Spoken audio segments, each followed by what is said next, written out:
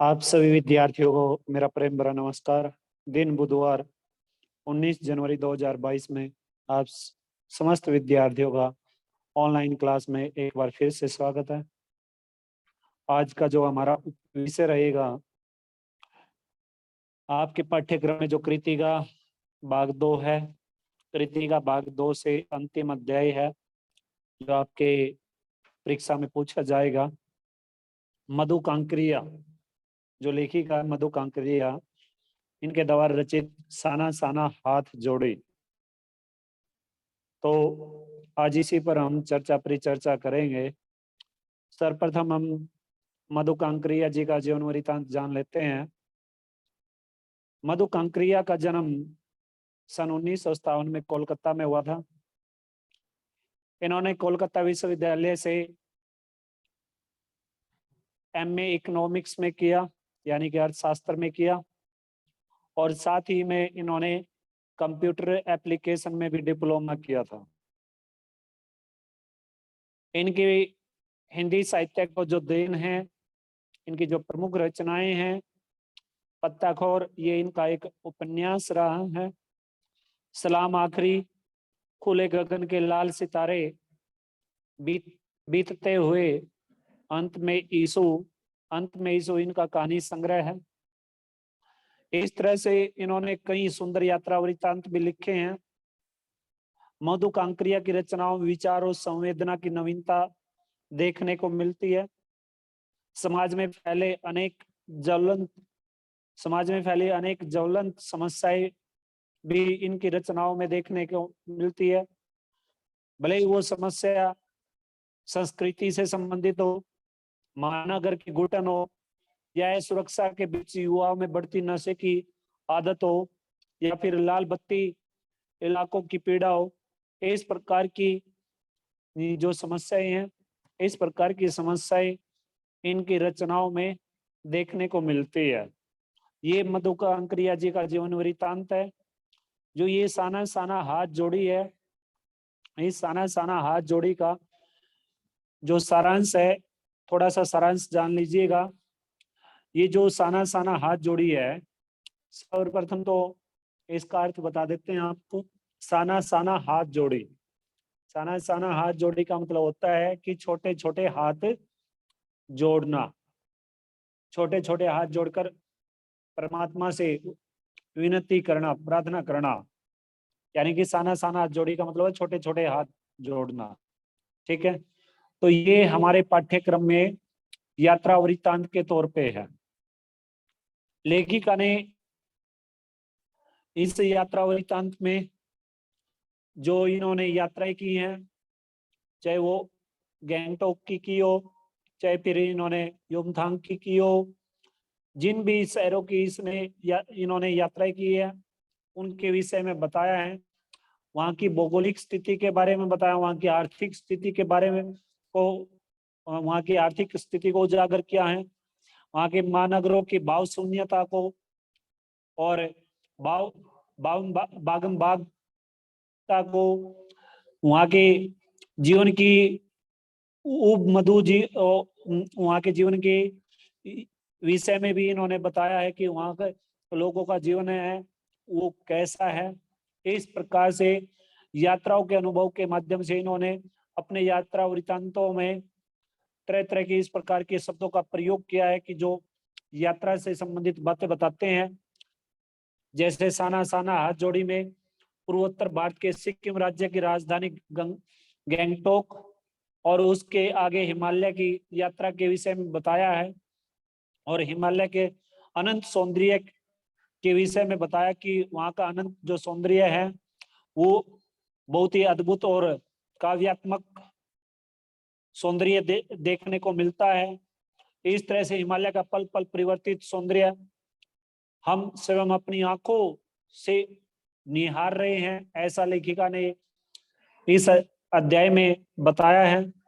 और लेखिका ने बताया कि महिला यायावरी की विशिष्टता भी इस यात्रा वृत्तांत में देखी जा सकती है कि महिलाएं किस प्रकार से जब वो चाय बागानों में काम करती है तो अपनी पीठ के पीछे एक कपड़ा बांध के अपने छोटे बच्चे को उस कपड़े में रखती है और साथ के साथ में उसे क्या करती है, वो साथ के साथ में खेतों में काम भी करती रहती है, पहाड़ी क्षेत्रों पे काम करती रहती है। वो चाय की पत्तियों को भी तोड़ती रहती है और साथ के साथ में अपने बच्चे की भी देख रेख करती रहती है। इसीलिए वहां के लोगों को मेहनत का बादशाहों का शहर लेखिका ने बताया है। इस तरह से लेखिका हिमालय के सौंदर्य पर मुग्ध ही नहीं बल्कि वहां के निवासियों की मेहनत, अभाव, गरीबी को भी लेखिका ने बड़ी समझदारी से अनुभव किया है और अपनी इस रचना में रेखांकित किया है। और साथ ही यह भी बताने की उन्होंने भूल नहीं की है कि हिमालय तक पहुंचने के लिए बनाए जाने वाले रास्तों के निर्माण में लोग अपनी जान तक गवा देते हैं। और इस पाठ में पीड़ा और सौंदर्य का अद्भुत मेल है और इसे पढ़कर अकेलेपन और करुणा के भाव मन में जागृत होते हैं और सृष्टि की समग्रता का भी एहसास इस पाठ को पढ़ने से मिलता है। इस तरह से यात्राओं से मनोरंजन की प्राप्ति होती है, ज्ञानवर्धन की प्राप्ति होती है, अज्ञात स्थलों की जानकारी के साथ साथ वहाँ की भाषा और वहाँ की संस्कृति का आदान प्रदान भी देखने को मिलता है। इतना ही नहीं, गुमकड़ी हमें अपने सब की संकीर्णता से भी मुक्त कराती है। गुमकड़ी क्या होती है? जो गुमक्कड़ प्रवृत्ति, राहुल संकृत्यान को हिंदी साहित्य में गुमक्कड़ प्रवृत्ति के लिए जाना जाता है। तो इस तरह से ये जो गुमकड़ी का मतलब होता है कि जो एक जगह टिक कर नहीं रहते, जो घूमते फिरते रहते हैं, कभी किसी देश की यात्रा, कभी किसी राज्य की यात्रा, कभी किसी क्षेत्र की यात्रा करते रहते हैं, उन्हें गुमकड़ी प्रवृत्ति के व्यक्ति बोलते हैं। तो इसमें कहने का मतलब यही है, साना साना हाथ जोड़ी में लेखिका ने अपनी यात्रा के संदर्भ में बताया उन्हें किस तरह से वो जो जितेन नार्गे की प्राप्ति होती है। जितेन नार्गे जबकि एक वहीं का एक लोकल व्यक्ति है, वहीं का उसी क्षेत्र का रहने वाला है और वो जितेन नार्गे ड्राइवर कम गाइड ज्यादा इस प्रकार की भूमिका निभाता है, क्योंकि उसे बारीकी से अपने उस क्षेत्र के विषय में जानकारियां प्राप्त हैं और साथ के साथ में वो गाड़ी भी चलाता है और साथ के साथ में गाइड भी करता है लेखिका को भी और लेखिका के साथ जो उनकी सहेली गई हुई है उन्हें भी। ठीक है, तो ये इस तरह से जब भी आप भी देखते हो कि जब आप लोग कहीं पर घूमने फिरने के लिए जाते हो तो उसे अंग्रेजी में जर्नरी बोलते होंगे, शायद आप देख लेना, मुझे इतना पता नहीं है। तो उससे आप उस यात्रा से किसकी प्राप्ति होती है? उस यात्रा से मनोरंजन तो मिलता ही मिलता है, वहाँ की ऐतिहासिक चीजों के बारे में पता चलता है, आपके ज्ञान में वृद्धि होती है, आपको वहाँ की अर्थव्यवस्था के बारे में, वहाँ के वातावरण के बारे में, आपको वहाँ के खान पान, रहन सहन, पहनने गई इस प्रकार की ये सभी पर जो जानकारी है, सांस्कृतिक, भौतिक, सभी प्रकार की जानकारियों की आपको प्राप्ति होती है। ठीक है, तो इस तरह से लेखिका ने भी इस यात्रा के दरमियान मनोरंजन भी किया, अपने ज्ञान में वृद्धि भी की, भौगोलिक, सांस्कृतिक, सभी प्रकार की जो परिस्थितियां हैं उन्हें अच्छे से भोगा भी है, उन्हें अच्छी प्रकार से समझा भी है। तो ये सभी बातें इस यात्रा वृत्तांत में लेखिका ने बताई हैं। क्योंकि देखो, जब भी कोई भी साहित्यकार है, वो जो साहित्यकार है अपने विचारों की जो अभिव्यक्ति करता है, तो वो अपने विचारों की अभिव्यक्ति या तो नाटक के रूप में करेगा, या कहानी के रूप में करेगा, या यात्रा वृत्तांत के रूप में करेगा, या फिर वो उपन्यास के रूप में करेगा, या फिर वो एकांकी के रूप में करेगा। इस तरह से ये सभी की सभी विधाएं कहलाती हैं, जिसके माध्यम से साहित्यकार अपने विचारों की अभिव्यक्ति करता है और जैसा उसे उचित लगता है उसी विधा के अनुसार वो अपने विचारों की अभिव्यक्ति कर डालता है। तो हमारे पाठ्यक्रम में ये, अगर आपसे कोई पूछे कि ये कैसी विधा है, तो आप बताओगे यात्रा वृत्तांत। यात्रा वृत्तांत, वृत्तांत का मतलब होता है डिस्क्राइब करना, वृत्त वृत्तांत यानी कि उसके विषय में बताना, बताना, जानकारी देना। जैसे जीवन वृत्तांत नहीं होता है, हम लेखक का या कवि का जीवन वृत्तांत पढ़ते हैं तो उसमें पता चलता है कि कब उनका जन्म हुआ, कब उनकी मृत्यु हुई, उनकी कौन कौन सी रचनाएं हैं, क्या उनकी साहित्यिक विशेषता, ये इस प्रकार की बातें हम जानते हैं, पढ़ते हैं। ठीक है, तो इस अध्याय का श्री गणेश करते हैं। पेन पेंसिल आप साथ में रखना। मैंने हैरान होकर देखा, कौन बताते हैं ये बातें? लेखिका। मैंने हैरान होकर देखा, आसमान जैसे उल्टा पड़ा था और सारे तारे बिखर कर नीचे टिमटिमा रहे थे। अब देखो, ये बात थोड़ी सी अद्भुत है, आश्चर्यचकित बात है। ये आश्चर्यचकित इसलिए है क्योंकि जिस समय लेखिका ने यात्रा की थी तो उस समय के विषय में बताया लेखिका ने कि उस समय शाम हो चुकी थी और उस शहर में चारों ओर रोशनी रोशनी दिखाई देती थी। वो जो लाइटें थी वो तारों की भांति टिमटिमा रही थी और लेखिका को ऐसा लगता था कि जैसे आसमान नीचे उलट पड़ा हो, नीचे आ गिरा हो। ठीक है, तो इस प्रकार से ये उनकी भावनाएं हैं। ठीक है, आगे देखिएगा। दूर ढलान लेती तराई पर सितारों के गुच्छे रोशनियों की एक झालर सी बना रहे थे। अभी वही बात आ गई ना, झालर। झालर क्या होती है? जो लटकने वाली, जो ये लहरदार किनारा होता है, लहरदार किनारे को ही झालर बोलते हैं। और ये आपको पता भी है कि झालर का मतलब क्या होता है। अंग्रेजी में झालर को वेल्ट बोलते हैं, WELT, वेल्ट, या स्क्रीटिंग, SKIRTING, स्क्रीटिंग भी बोलते हैं। और इसको फ्रिल भी बोलते हैं, फ्रिल, FRILL, फ्रिल। अंग्रेजी में झालर को क्या क्या बोलते हैं? वेल्ट, स्क्रीटिंग, फ्रिल। ठीक है, यानी कि लटकने वाली जो हाशिया होता है, लटकने वाला जो हाशिया होता है उसी को झालर बोलते हैं। और आप सभी को इसके विषय में पता भी है। ठीक है, तो आगे देखिएगा क्या था वह रात में जगमगाता गैंगटॉक शहर था। तो वही बात आ गई ना जो मैंने आपको शुरुआत में बताई है।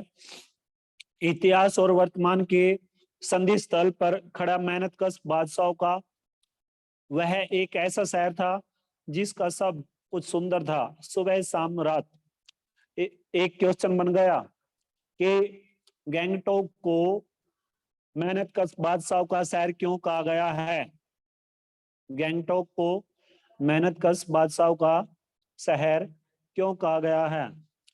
तो इस तरह से गैंगटॉक को मेहनतकश बादशाह का शहर इसलिए कहा गया क्योंकि वहाँ के जो व्यक्ति है वो दिन रात मेहनत करते रहते हैं, कठिन परिश्रम करते रहते हैं।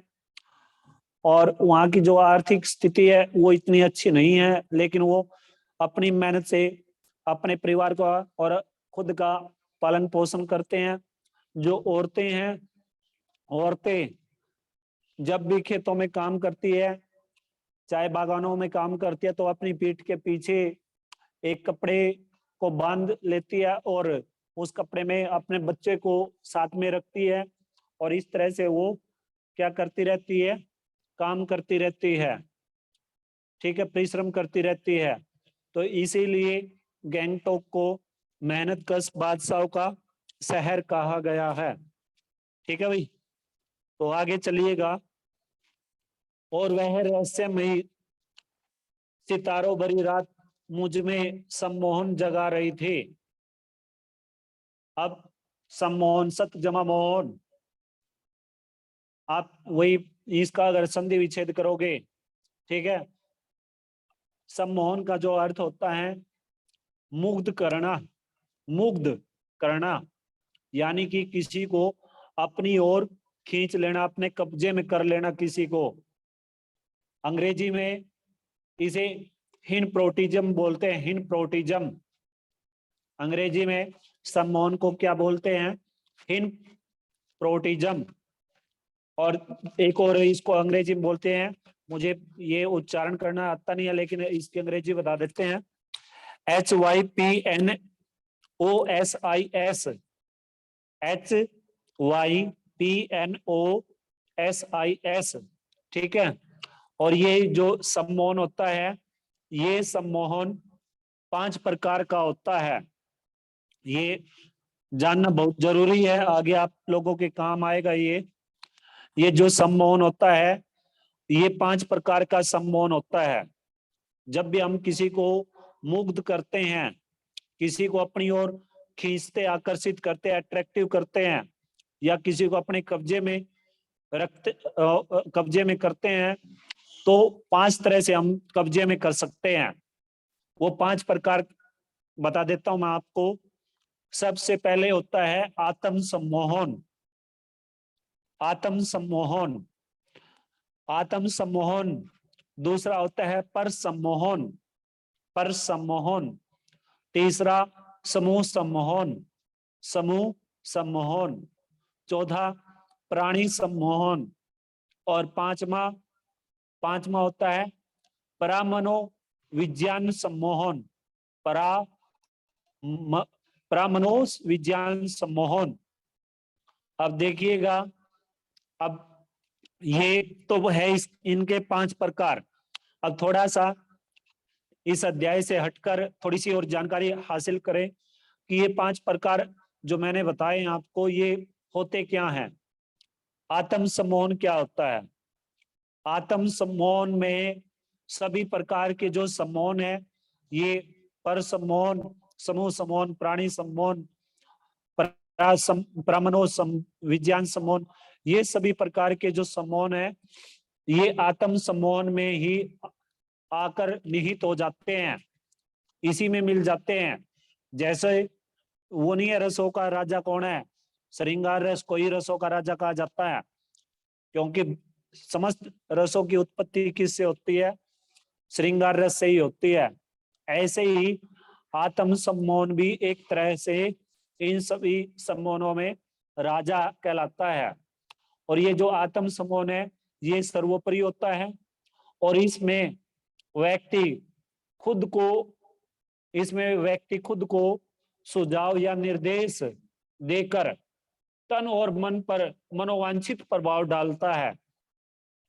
दोबारा सुन लीजिएगा, आत्म सम्मोहन में व्यक्ति क्या करता है?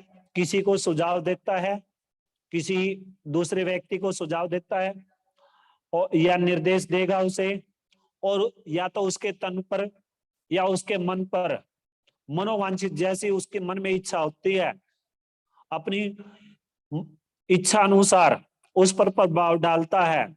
उसी को आत्म सम्मोहन बोलते हैं। उसी को क्या बोलते हैं?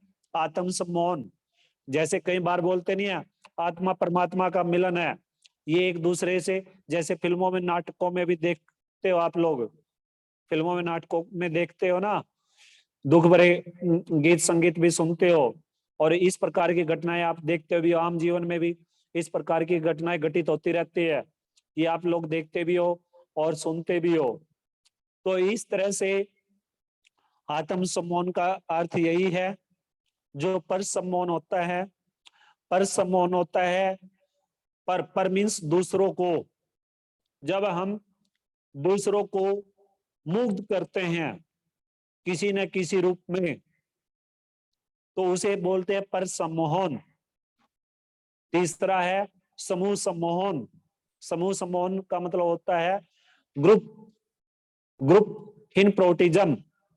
ग्रुप हिप्नोटिज्म ग्रुप हिप्नोटिज्म से मतलब होता है कि ये जो सभी सम्मोहनों में ये सबसे आसान सम्मोहन होता है, सबसे आसान सम्मोहन होता है ये सभी में।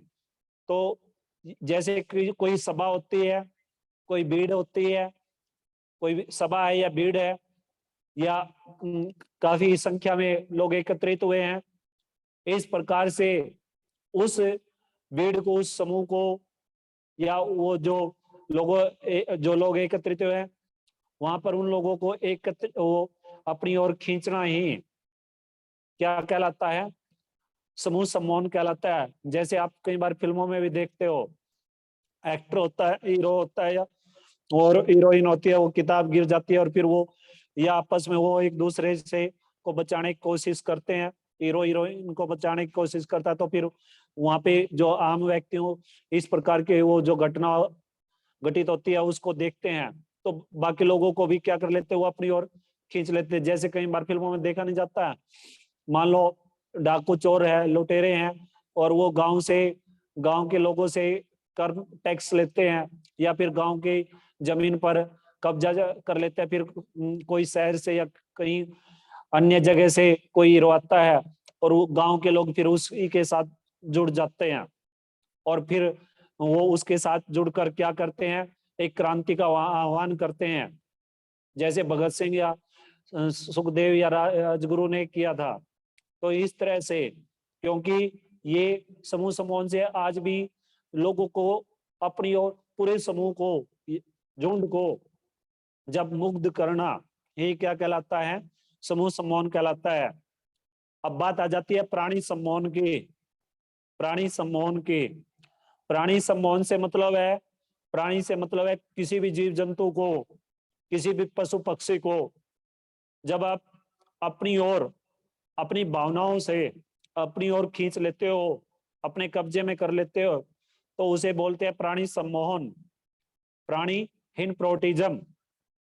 जैसे कई बार आप देखते हो घर में आप कुत्ता पालते हो या कोई पशु पक्षी पालते हो, तो उसको जैसे जिस नाम से आप पुकारोगे वो तुरंत ही आपकी ओर दौड़े चला आता है।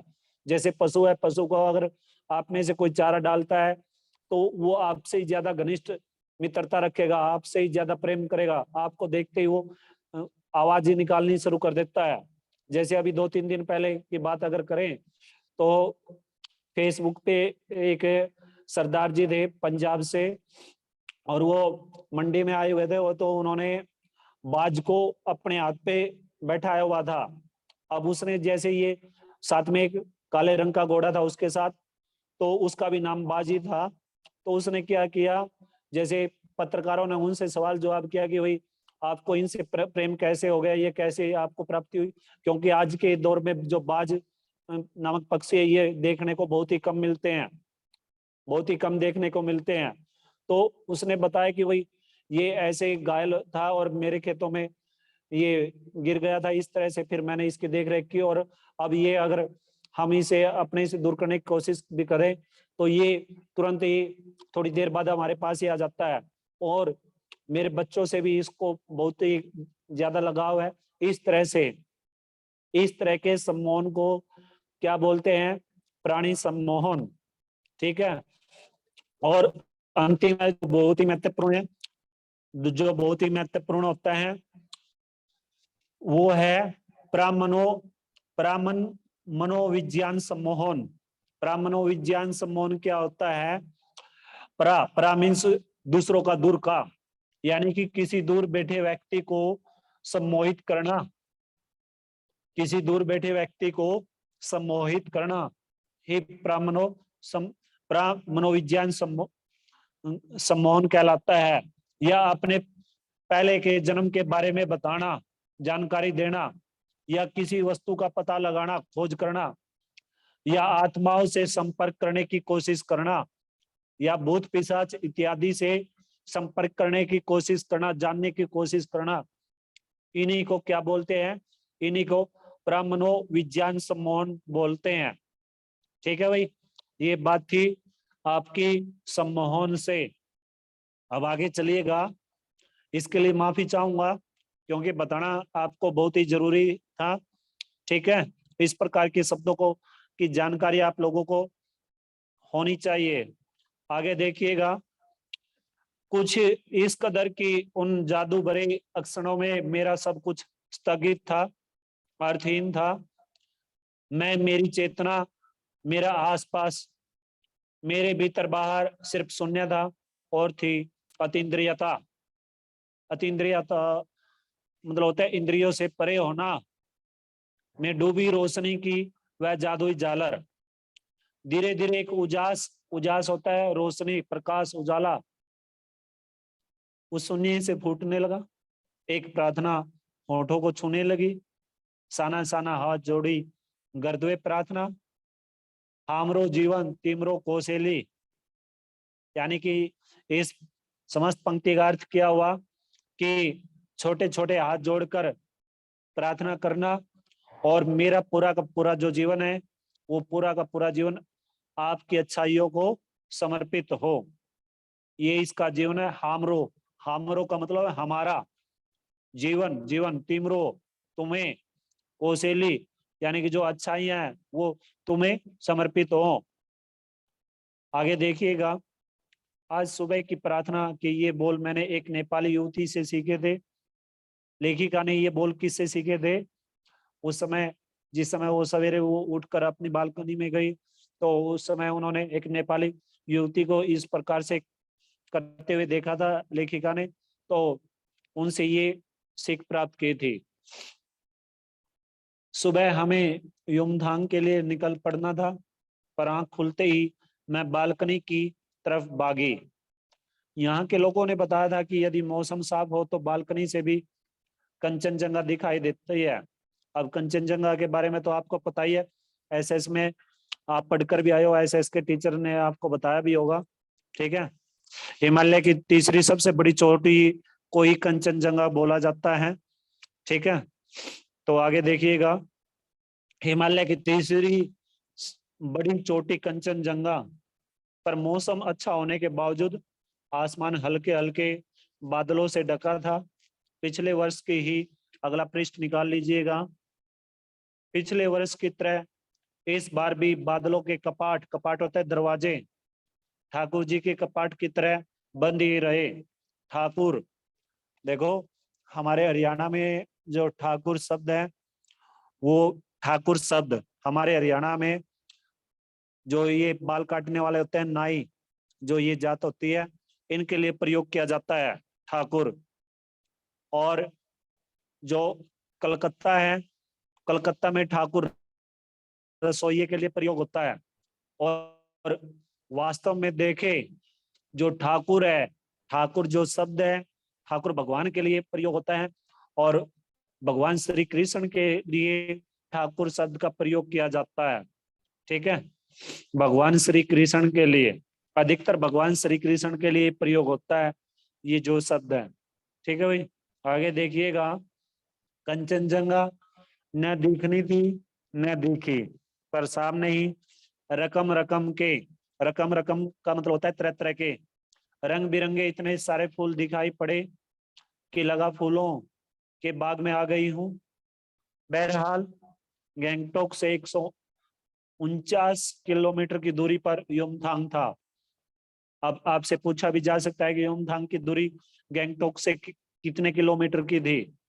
149, यानी कि 149 किलोमीटर।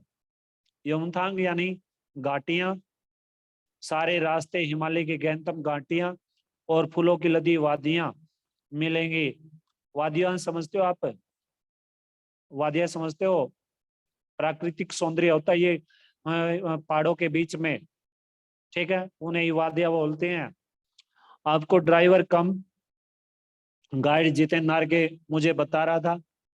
अब प्रश्न नंबर 2 बन जाएगा कि जितेन नार्गे ड्राइवर कम और गाइड की भूमिका ज्यादा क्यों निभाता है? क्योंकि जो जितेन नार्गे था, देखो साथ के साथ में इनके उत्तर भी बता रहे हैं आपको। जितेन नार्गे एक साधारण व्यक्ति था, यानी कि वो उस क्षेत्र का रहने वाला था।